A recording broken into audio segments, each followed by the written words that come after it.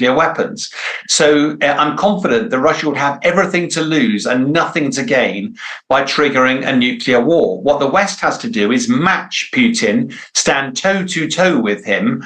And therefore, I think whilst it would undoubtedly cause frictions and escalations, I'm confident that unless you deal with people like Putin very aggressively, then we will have this problem returning again. Just imagine other nuclear nations like Iran, like North Korea, when they get nuclear weapons, not if, when they do, if people aren't prepared to stand toe to toe with them, we are effectively saying that those countries can do what they like around the world. That is not a world in which I am comfortable at all. We need to be able to stand firm. We need to be able to stand up to bullies like Putin. And I think the only way to do that robustly is military engagement. I hope that is something that's on the table, because otherwise I worry that President Putin will pause, regenerate, and in a few years he'll be back again. From your perspective, so even if the West enters the fight in Ukraine, Vladimir Putin will not use any kind of nuclear weapons? I think Putin will be absolutely stupid to trigger a nuclear war, which he knows he cannot win. Putin is all about his legacy. It's all about restoring Russian greatness again. If Russia starts something that ends up leveling Moscow and getting rid of his legacy, then his legacy will be absolutely awful. I'm very confident that he will do lots of threatening behavior, but the whole premise of nuclear weapons is neither side wins. President Putin is the one who has invaded Ukraine. President Putin is the one responsible for hundreds of thousands of lives being lost and for millions of people being relocated. We have allowed him the luxury of believing that he is not vulnerable to attack. We must correct that if we are to stop this happening in the future. Let's cover also Russia's position in Syria. So according to the recent reports, Syria's new government has terminated Russia's 50-year lease for the Tartus naval base, forcing Russian Navy to evacuate its fleet and military personnel. What is your take on such developments, and how can this influence Russia's position around the globe and during the negotiations between Ukraine and Russia? Yes, I mean, we haven't got time to go into the detail of Syria, but there is no doubt that Russian forces helped keep Assad in power for many, many years. The Russian Air Force particularly bombed a lot of the soldiers on the ground and therefore stopped them presenting a threat. Therefore, there'll be little love lost with the new administration in Syria, and no surprises that Russia has been thrown out.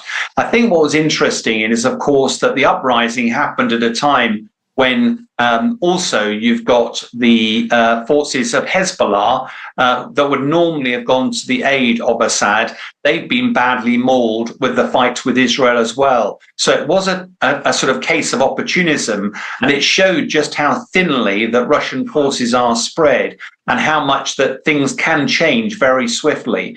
Russia likes to cause mischief around the world, inciting uprisings just to cause issues around the world in support of their own agendas. I think this has been an interesting wake-up call for Russia, and it will be very keen, I suspect. It's another reason why they will want to end the war in Ukraine, at least in the near term, so they can consolidate, lick their wounds, and work out what they're going to do next.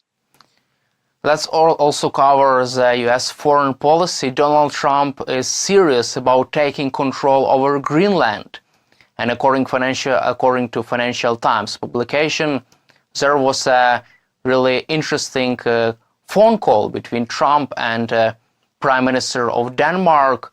From a strategic point of view, would Greenland make US army, US power more stronger around the globe?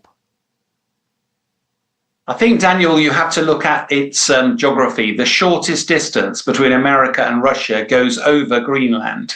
And therefore, there is a military base, a US military base on Greenland that looks at early warning, provides early warning notification for Russian missiles coming over the pole there. In addition, though, there's a lot of natural resources in Greenland. And although Denmark effectively owns Greenland, the Greenlanders themselves, there's not many of them, couldn't really present a realistic defense if Russia, China, or somebody else decided to invade them.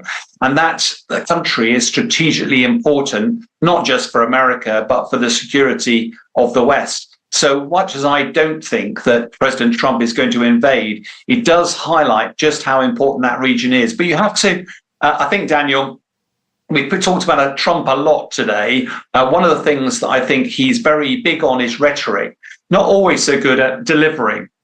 And I think another area where he talked about the Panama Canal and threatening that he was going to seize that potentially by military force. But if you look at the history of that canal, it was initially started by France, but basically the project failed because it was so vast. America took it on, opened in 1914, and America ran it till 1977.